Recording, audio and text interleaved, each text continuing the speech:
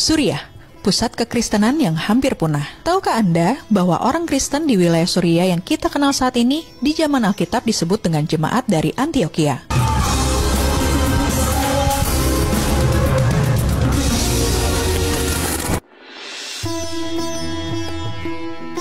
Kota Antiokhia di zaman Alkitab berada di bagian utara Syria yang masuk dalam provisi kekuasaan Romawi. Ajaran Kristen mula-mula sudah berakar di wilayah Suriah sejak zaman Yesus. Hal ini dibuktikan oleh catatan Injil Matius 4 ayat 24 yang menyatakan, "Maka tersiarlah berita tentang dia di seluruh Syria, dan dibawalah kepadanya semua orang yang buruk keadaannya, yang menderita pelbagai penyakit dan sengsara, yang kerasukan, yang sakit ayan dan yang lumpuh, lalu Yesus menyembuhkan mereka." Mengapa demikian? Sebab Yesus sering melayani dan memberitakan Injil Kerajaan Sorga di wilayah Galilea yang merupakan perbatasan antara Suriah dan Israel. Catatan Alkitab tentang Kristen Suriah. Menurut uskup dari abad kedua awal, Ignatius dari Antiokhia menyatakan bahwa sejak awal kekristenan berkembang cepat di daerah tersebut. Mereka mengaku gereja Antiokhia adalah penerus dari kepemimpinan gereja Rasul Petrus. Mereka juga mengakui Rasul Paulus dan Barnabas yang diutus kepada bangsa-bangsa, bukan Yahudi yang menyebarkan Injil di Antiokhia. Dari wilayah Suriah ini, berita Injil menyebar ke Edessa dan Asia Kecil. Catatan Alkitab tentang penginjilan di Suriah ada di Kisah Para Rasul 9, saat para murid melarikan diri dan Paulus mengejar mereka. Namun dalam perjalanan ke Damsyik atau saat ini kita kenal sebagai Damaskus, Paulus berjumpa dengan Tuhan dalam pertemuan supranatural.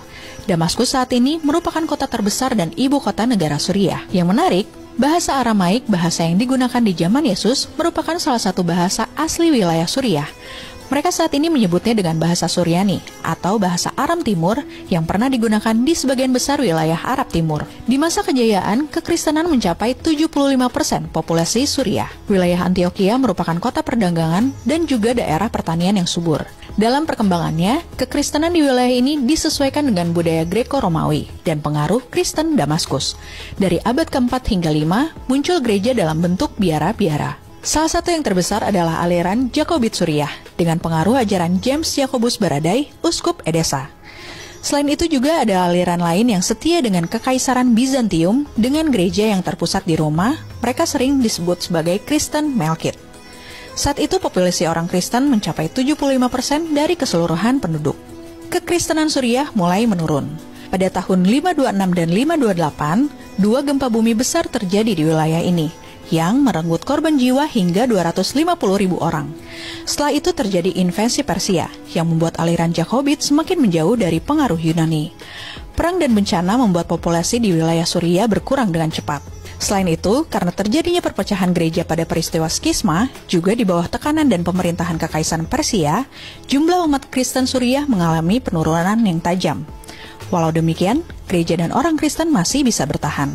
Setelah itu, gereja Ortodoks Suriah terus mengalami penganiayaan di bawah kekuasaan Arab, Mongol, Salibis, Mamluk, dan Ottoman. Pada tahun 1915 atau yang dikenal sebagai Saifo, yang artinya tahun pedang, lebih dari 250.000 umat Kristen Ortodoks Suriah di Timur Tengah dilenyapkan oleh Kekaisaran Ottoman. Banyak desa Ortodoks Suriah menjadi kosong, dan biara-biara serta gereja-gereja bersejarah dihancurkan. Selama Perang Dunia I, Patriarkat sekali lagi terpaksa melarikan diri dari Kekaisaran Ottoman dan Patriarkat dipaksa melarikan diri ke Homs, Suriah pada tahun 1953 dan kemudian Damaskus pada tahun 1957. Umat Kristen Suriah saat ini.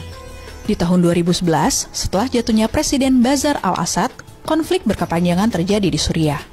Kelompok-kelompok Islam ekstremis seperti ISIS, Al-Qaeda, dan Al-Nusra tak jarang mentarget orang-orang Kristen di sana. Gereja-gereja dan relik peninggalan umat Kristen hancur dan hilang karena perang. Melarikan diri menjadi pilihan banyak umat Kristen Suriah menghadapi penganiayaan yang sangat ekstrim. Di wilayah yang dikuasai oleh pihak oposisi atau di daerah yang mengalami pertempuran intens, populasi Kristen hampir sepenuhnya lenyap. Di Aleppo, sebagai contoh, diperkirakan bahwa tahun 2016 jumlah populasi Kristen turun drastis dari 200.000 menjadi 30.000, turun 85%. Di Homs, pada bulan Februari 2014, hanya 28 orang Kristen dari populasi sebelumnya sebanyak 40.000 yang memilih tinggal, menurut NGO Open Doors USA. Pada bulan Februari 2022, menurut NGO International Christian Concern, hanya satu orang Kristen yang tersisa di kota Idlib yang dikuasai oleh kelompok Islamis, yaitu Michelle Boutros Al-Jisri, yang berusia 90 tahun. Namun ada juga orang-orang Kristen yang mengambil langkah berani dengan membentuk milisi Kristen sebagai bentuk perlawanan selama konflik dengan ISIS. Milisi Kristen tersebut bekerja sama dengan pasukan Kurdi, sekalipun punya sejarah kurang baik satu sama lain. Saat ini, orang Kristen yang masih bertahan di Suriah mulai menata kehidupan kembali. Jumlah mereka diperkirakan mencapai 10% dari total penduduk Suriah. Denominasi terbesar adalah Gereja Ortodoks Yunani dari Antioquia. Selain itu juga, ada Gereja Katolik Yunani Melkite, Gereja Ortodoks Suriah Oriental, dan juga minoritas orang Protestan. Keberadaan umat Kristen di wilayah Timur Tengah tidaklah mudah, terlebih di tengah perang yang terus berkecamuk silih berganti. Mari kita berdoa agar iman umat Kristen di Suriah dan negara-negara di sekitarnya dikuatkan, dan bahkan bangkit untuk menghidupi semangat pemberitaan Injil yang mereka warisi dari gereja mula-mula. Tahukah Anda bahwa dengan berdonasi kepada CBN, Anda telah mengambil bagian dalam pemberitaan kabar baik dan pemuritan generasi bersama ribuan gereja di berbagai pelosok Indonesia. Anda bisa berdonasi melalui kris di layar ini atau klik link pada card sebelah kanan atas.